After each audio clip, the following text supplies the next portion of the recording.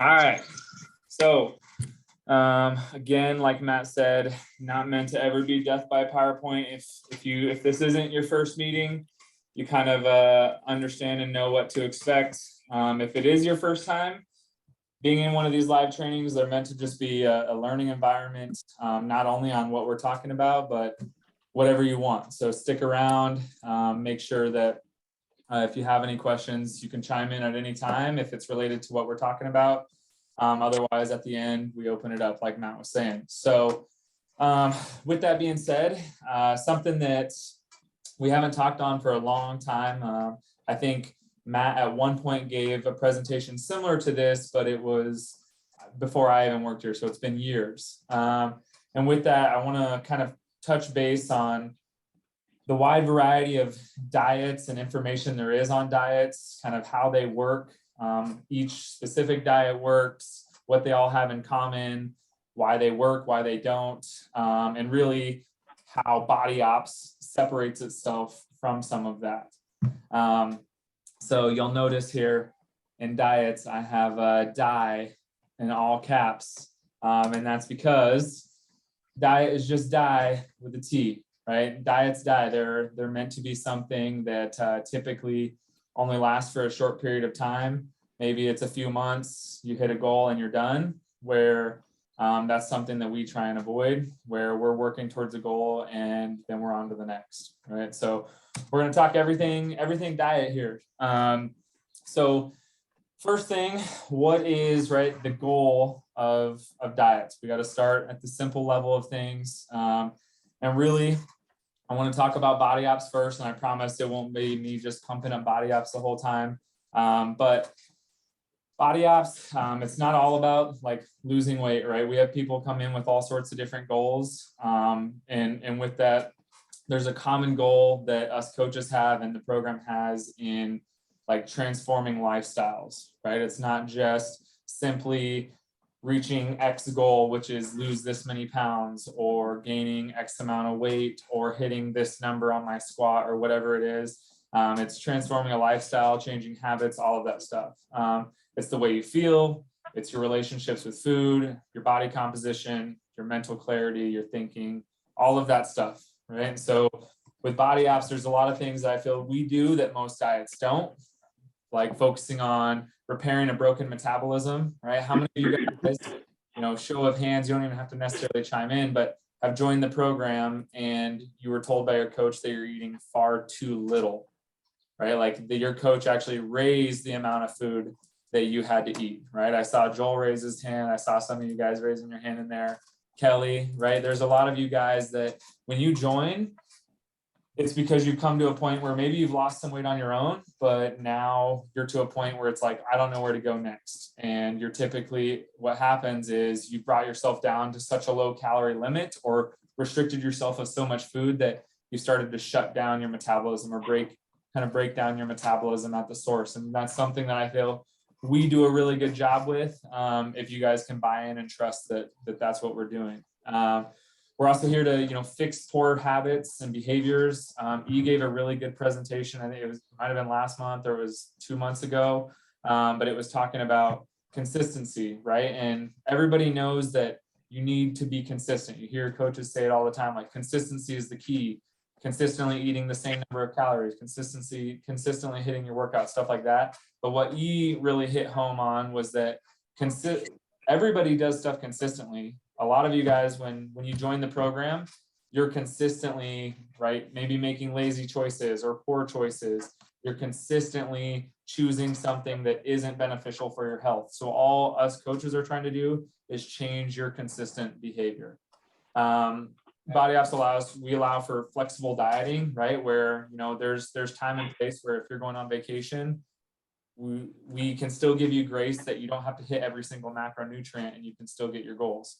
I think of Bobby, for instance, he just went on vacation to the fair for like 3 weekends. It's a big, huge fair in Texas and came back and was like 2 pounds lighter, right? Like that's great. And that's how it should be. And we also are trying to teach long-term sustainability, right? It's the key difference between it being a diet is we are not trying to get you to a goal and then kick you to the curb and say, congratulations. Like, we're trying to focus on what's the next goal, right? How do we stay there? How do we fix your metabolism? How do we do all those things? Where traditional diets, right? It's rapid weight loss. It's eliminatory of certain food groups. So maybe we're eliminating carbs, maybe we're eliminating fats, or whatever the case may be, sugar, all the X's and O's. A lot of them lack adjustability, and a lot of them, I would say one benefit to why some people do well with diets is because they provide structure, right? They tell you this is exactly what you can do. You can only eat this. You can't eat this, this, and this. And for some people that works well, but what happens when you want to make a change from that, right? And that's no longer the option. So what I want to do is I want to talk about what I think are some of the like more common diets. And I guess before I do that, obviously you guys can see one now, but before we start, you guys can either, I think you guys can throw it in the chat button down below and it'll pop up, but what are, before we dive in, what are some of the like common diets that you guys know of? Obviously I've thrown intermittent fasting, but what are some other ones that you guys know of or have heard or have tried personally? Hey, Walker. What's up? Real quick, Jordan is trying to jump in. Is if he? you didn't. Yep. How do I add him? I'm already in here. Oh, okay. Okay, never mind. Okay, cool. And let's see the chat here. All right, yeah. Oh, I see a couple that I didn't even include, but keto, low carb, paleo, carnivore is a good one, Maurice. Cleveland Clinic, more carnivore, Whole30, Atkins, vegan, right? Scarsdale. That one I have actually just recently heard of. Super low calorie, right, Hannah? Yeah, we got a lot in here, right? Pescatarian, there we go. So there's a lot. Octavia. What's that? Octavia. Yeah, yep. Yeah, Optavia, if you guys have ever done that, there's like, it's bars, shakes, smoothies, that type of thing. Yeah, there's a lot of diets out there, right? It's endless, and it's typically because they can get a lot of money for it and it'll get you results for a short-term time. But oftentimes we're left a little miserable and stuff like that. So you guys have kind of hit the nail on the head. I'm going to talk about like 3 or 4 that I think are really common ones, but ones that a couple of them I think are ones that can still be beneficial and be implemented with what we do with tracking calories and stuff like that. So first one being intermittent fasting, right? So if you guys have heard about it, if you haven't, right, a real brief breakdown of what it is, right, is basically intermittent fasting. You're allotted a certain time or a window, as they call it, a feeding window, right? So it's typically like a 16 and 8, meaning you eat for 16 hours of the day. All of your calories come in an 8-hour time frame. There's like 20 and 4, where you don't eat for 20 hours and you have a 4-hour window to eat. Some people will go as like simple as 12 and 12, which can have really good health benefits. And there's also like 24-hour fast that people will do, like once a week, they'll fast for 24 hours. And sometimes it's for religious purposes. Sometimes it's strictly for the purpose of trying to lose weight. There's a lot of different benefits to it. But some of the main things that can be beneficial with fasting is typically it's known for helping with like inflammation, right? It does induce a calorie deficit typically, right? That's the whole premise behind how it helps you lose weight. So for people that have lost weight doing it or people that praise it, it's typically because they've lost weight doing it. And when that happens, it's just because they were eating so much and now restricting themselves to a 6 or 8-hour window, they're naturally eating way less. And it helps them lose weight for a while until their metabolism adapts to what they're doing. Busted off when I need a players to twist out. Come on, you guys mind muting? Okay, I got it. I'm just seeing a little Or pair is there a of mute all? too big. No, it can work over here, Jake. Yo, Walker, you can hit mute all.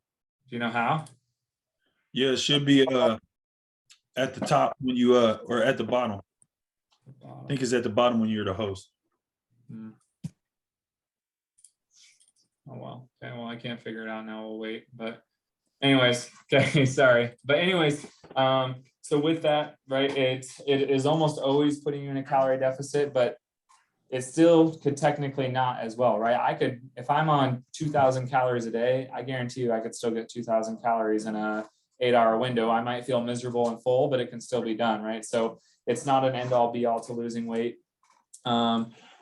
What I find it most beneficial for, and I'll kind of talk about that with multiple of these diets that I'll be referencing, is it can be used really well for like social settings, vacations, some of that stuff. And the reason why is typically, right, like if you go out for a birthday dinner, like whether it's your own or somebody else's, you know that you're probably going to have a big dinner. Your dinner is going to have cake or whatever it is, right? So an easy way to implement this into like a celebration or a big event coming up or a fair for the weekend is fasting through the morning, right? So skipping breakfast, yeah, you might be a little bit hungrier, but now if your breakfast is typically 600 calories, you've just saved 600 more calories for the later part of your day. You keep lunch light and you can move at it that way. Parties are offering Charbroil double deals starting at $2.99 each. Buy into these double deals starting at $2.99 each at Carl's Jr. and Hardee's. Only at Vanguard. I don't know if I can get everybody muted, but You got a Ricardo phone, need to be muted. I was gonna say, I don't know how, oh, okay, there we go, I got it.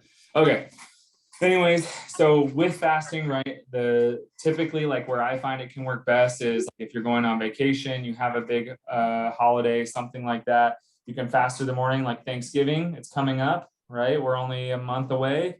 It can be a really easy time to be like, okay, I'm going to skip breakfast because I know we're going to have a late lunch for Thanksgiving and I'm likely to hit all of my X amount of calories in that one meal, right? But then you're going to be so full that you'll be fine the rest of the day anyways. So planning for it like that can be a good way to use intermittent fasting. Anybody in here, like I know there's a few of you guys that I work with that I've talked about before when doing events like this, but have any of you guys ever done either like short-term fasting like that just for a big event, or have you guys ever like actually done it, you know, long-term? Anybody? Bobby, I saw you raise your hand. You guys can say, yeah, that's okay. Jillian has her hand raised. I do on holidays, Walker. Yeah, I was gonna say that's like typically for me when I find it easiest. If I know there's a holiday coming up, or if like I know, and I think me and Matt have talked about this in the past, but I know if I'm going out for a big dinner with my wife, like we're gonna have a date night, I'm probably going to skip breakfast, right, as my way of fasting, and it saves me a lot of calories for later in the day. So just something to keep in your back pocket when you have big events or something like that that you need to, you know, pay attention to. So another one that was mentioned a couple times in the chat was keto, right? Anybody in here ever tried keto? Kelly, anybody else? I have. Have you? Okay, yeah. Success, results, what do you think? I feel like it I was. had success initially, but then it went sideways and I gained more weight. Yeah. Who else had said that earlier? I did. Okay, yeah. What was your take on it? I lost weight quickly, but then I plateaued, and then it was just nothing, and I felt like garbage. Yeah. Yeah. So that's kind of what we're going to talk a little bit about here, right? And it's something that we're going to mention at the end too, and kind of finding the common denominator in all of these things. But a lot of what you just said, right, is like, yeah, I lost weight right away and then I plateaued. And that's pretty common with any diet, because if you are not tracking your food, if you are not paying attention to your calories, the calories coming in, calories going out, a lot of that stuff, it's all a guessing game at that point. And keto is going to naturally maybe put you in a deficit for a while. You'll lose weight, but as soon as your metabolism adapts to that, then it's like, what do I do? I can try and eat less, or I don't know where else to go, right? And then we end up gaining weight back. We're frustrated, all of those things. So for anybody unaware of keto, technically, right, it should consist of very high fat. It's still technically low protein, and your carbohydrates, to like the scientific specs, should be like 15 to 20 grams of carbs or less in order to like truly reach ketosis, which is the whole premise of keto. Do you guys, anybody know, like before I say it, what the like specific macro percentages are supposed to be for the keto diet? Eric, you can't answer because we talked about it today. Or Bama. I won't. Anybody want to take a guess? Oh, let's Isn't it like 60 for fat? I think it's 20 for protein, and then leaves about 20 for carbs, right? yeah. Yeah. Okay, not bad. So technically speaking, your percentage is supposed to be 85%. Or protein is supposed to be about 15, right? And carbs literally like 5 or less. If you were truly trying to reach ketosis, which is like the whole premise behind keto, and why it was originated. So it was originated for like patients that had epilepsy, and by like ketosis is basically where like fat is broken down. It's something that's released in your body and your brain. It affects your brain function, but it helped a lot with like these epileptic patients. And they also noticed that people naturally lost weight, so they started to push it as a diet form and help the world, I guess, lose some weight for a little while. But again, it was short term. It's just another fad. But it is known for supporting brain function because your brain does like to fuel off fats. It's eliminatory of carbohydrates. And something that I always like to mention with keto is like, if you're an active person, like you're very active, you can bet that you're going to feel like crap on the diet. And the reason why is the lowest form of energy.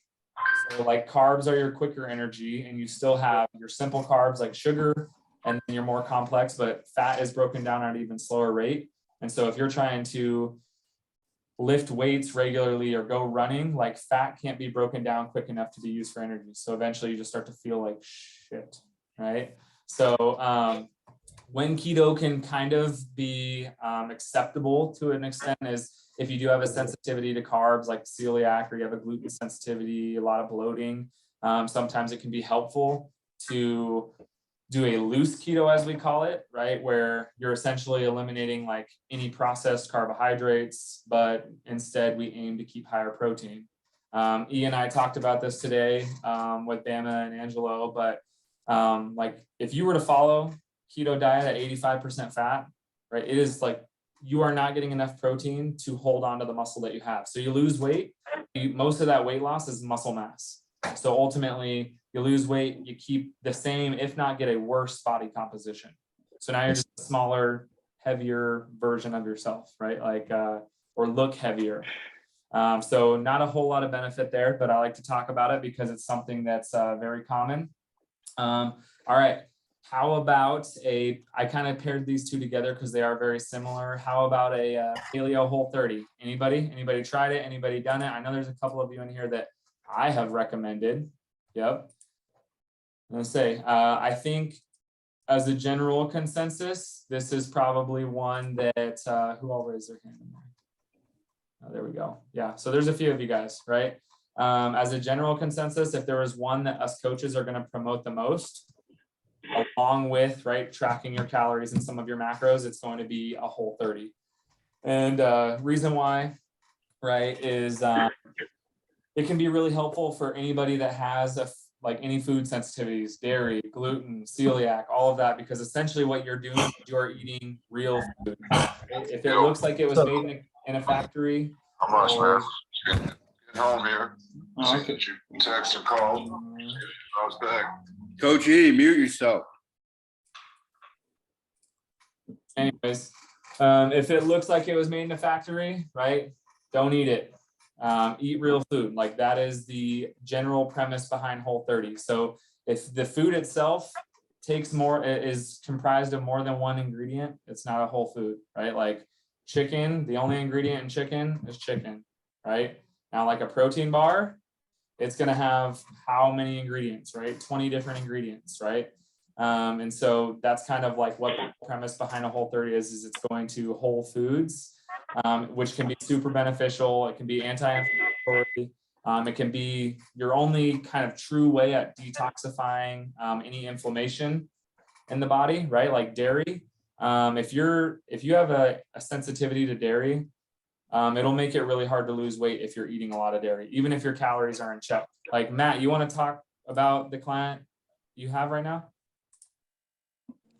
You comfortable? Yeah, so, yeah, basically we had a client that I'd actually worked with before, and when I first started my programming, I would put everybody on a Whole30 just to kind of get rid of things that could be causing inflammation and things like that. I don't do that anymore just because it's a very restrictive diet, and I don't want people to feel like that's the answer. However, when she was on it, she did very well. She lost about 50 pounds. And then she came back to me probably after like a year working with me. Had gained a little bit back, nothing crazy, but she just wanted that structure back. And for the longest time, we were doing the same things. We didn't do anything like a Whole30 or anything like that. And she wasn't losing, you know, and I'm just like, hey, what's going on? Kind of racking my brain. And I talked to Coach Walker about it, and he was like, talking about, you know, eliminating some of those things. And it kind of just clicked in my head. I'm like, yeah, that's what we did in the first place. Something I just had thought about with her. So I got her off that, and like literally right away, she lost like what, 5, 6, 7 pounds. Yeah, in a week or so. Yeah, just a week or so. So that can show you, like, when you do have those food allergies, how much retention you're gonna have. So she's been doing a lot better since we kind of got rid of that. And it sucks because it's like you have to bite the bullet and understand, like, your body's just not gonna agree with those things. It's not that you can't ever have them again. It's just that 95%, 90% of the time, you're just not gonna be able to have those things. And it's unfortunate, but like it's you know, one of those things that, like, you just got dealt that hand, and you got to deal with that with the hand you got dealt. So you know, some of you guys are going to do better, you know, and I recommend playing with it a little bit for a week. Take out the dairy, okay, see what happens. You know, the next week maybe take out anything with gluten, see what happens. Okay, and then maybe bring it back in slowly and see how your body reacts to it. So if you're looking at this as a long-term thing, you're able to play with your nutrition a little bit with your coach's help as well, to be able to see like how your body is going to react to certain things. So yeah, that's kind of what we did with her. Yeah. And by no means are we saying like everybody go try this, right? Like, it's let your coaches help dictate that for you. It's typically like there's no point to necessarily like going, oh, I'm going Whole30, unless there's a point where like you have been like very, very stuck, and your coaches at that point are probably going to say something like, this should be moving the way that it is. And they're probably going to start asking questions like, you know, do you notice like, are you bloated the night after eating dairy? Like, if you eat dairy for dinner, like anything like that, because ultimately if you are, that bloating is just inflammation in your GI tract, right? And so if we can eliminate that, then it's like, okay, well, now we can get you on track. And then, like Matt said, it doesn't mean you have to eliminate dairy for forever, but just understand when you do eat it, you'll pay the price a little bit, right? And if you get right back on track, it's like, it's fine. It's just when it becomes an everyday thing, it stresses your body out. And we talk about this, I swear, every call, but it's because we're just trying to beat it in everybody's head. But like, stress is a huge factor in losing weight. And if your body is undergoing a lot of stress, physical, mental, whatever it is, it can really affect the way your body breaks down fat and stores fat. So we have to do everything we can to eliminate chronic stressors, like everyday nagging stressors, you know. Anyways, so like I was saying, a good example of this is, when you have a lot of food sensitivities, sometimes you don't know it until you've taken them away. And then when you start to introduce them again, you're like, holy crap, like, I feel like crap if I eat, you know, ice cream or whatever. I wish she was on here. She couldn't make it tonight, but Jessica Liker, we did the same thing with her. Like, she was very stuck at her weight. We eliminated it, and like the second we started eliminating it, she was down like 7 pounds in a week. But then it became much slower after that. But like, that goes to show that was 7 pounds of like water weight inflammation that her body was holding on to, you know, just because it was stressed out. So one other one that I want to talk about that I feel like I get asked here and there is detoxing. And this is one that you will not see me give an example of when it's appropriate. I don't feel like it typically is. And hopefully I'm not, pushing anybody's buttons. But like detoxing, what it's meant to do, right, is like talks about flushing the body of like toxins and all of that stuff.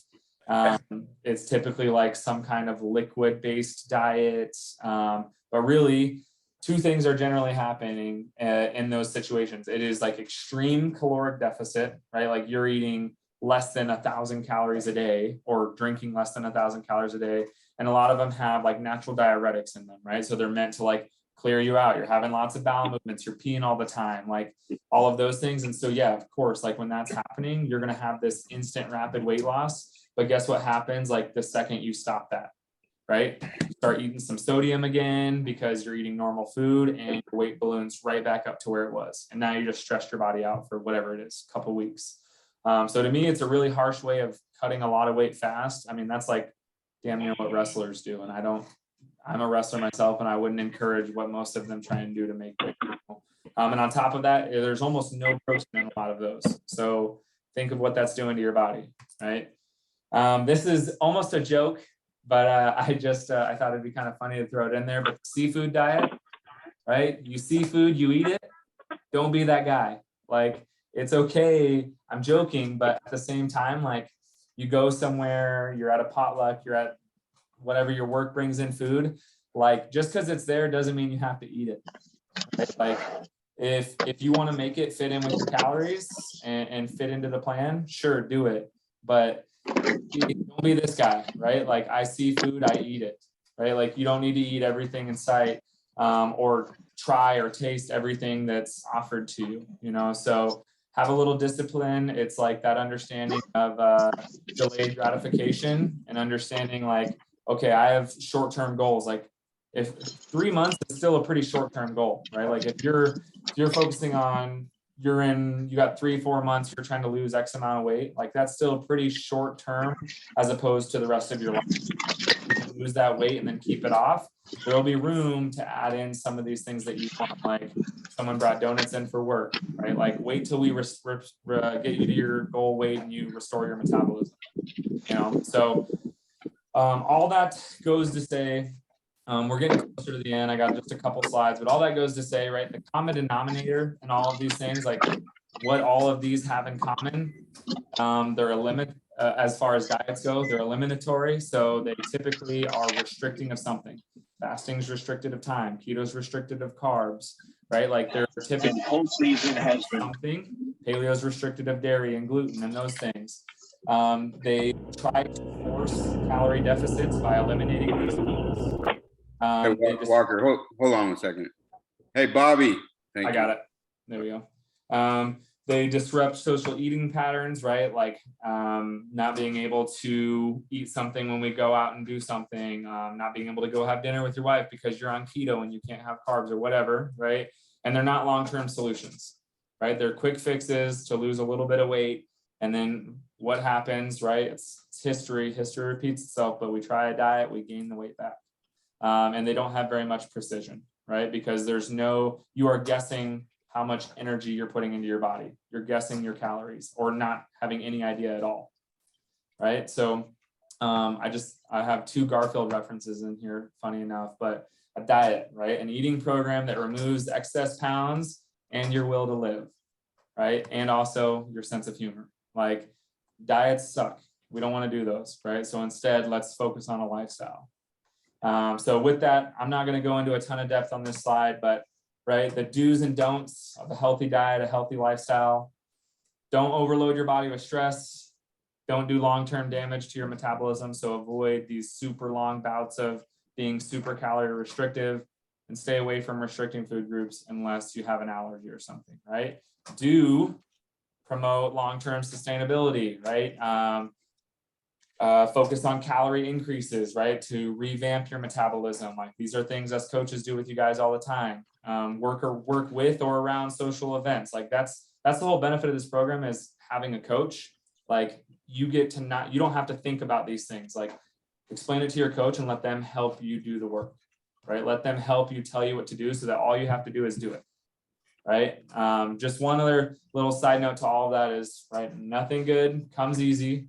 So understand this is a lifestyle, and even body ops, it's not like the easiest thing in the world at first. You have to get used to logging your food and doing all these other things, but lean into your coach. It's your coach's job to help teach you how to balance your current lifestyle with the lifestyle you're trying to have, and marrying those things together so that this can become a long-term thing. So understand you also have to adjust your expectations and know that you can't expect these drastic results if you're not willing to make some kind of sacrifices, both short-term and long-term. So last thing in regards to dieting, I just wanted to end it with this because I feel like this is a little more hopeful to diets or to a lifestyle of eating. Matt talks about this. You'll see it on his Instagram pages sometimes, but like the 80-20 rule, right? 80-20 rule. You guys have heard of it, right? Nod, shake, raise your hand. Anybody heard of it? Okay, good. It's meant to be something where it's this having flexibility in your diet, right? If we look at the percentages over here on the right-hand side, right? It's like, okay, Monday, I was 100% ate clean, did everything right? Tuesday, oh yeah, well, I had a muffin in here in the day, right?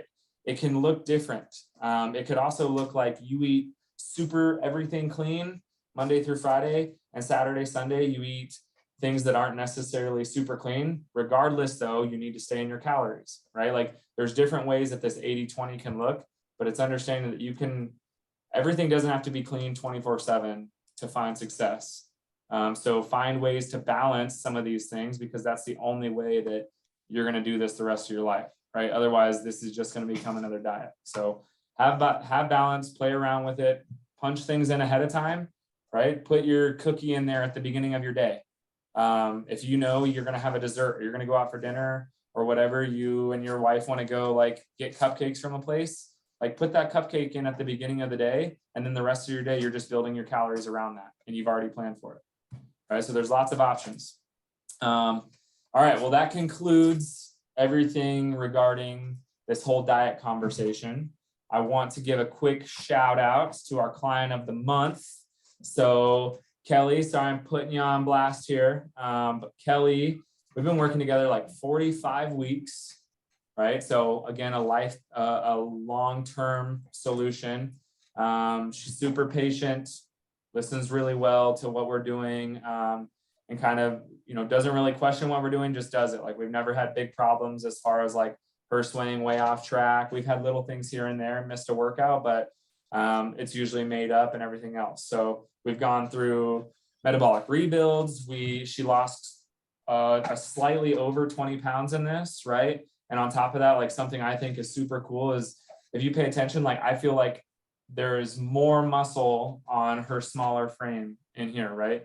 It goes to show like what a little bit of like some resistance training and working out can do, going from like 0 to 100 with workouts, right? So yeah, we're going on a long journey together, but she's done super well. So a little round of applause for Kelly and her success. And lastly, the book of the month. So if you guys don't know, I'm a wrestling coach. I coach for a collegiate women's team.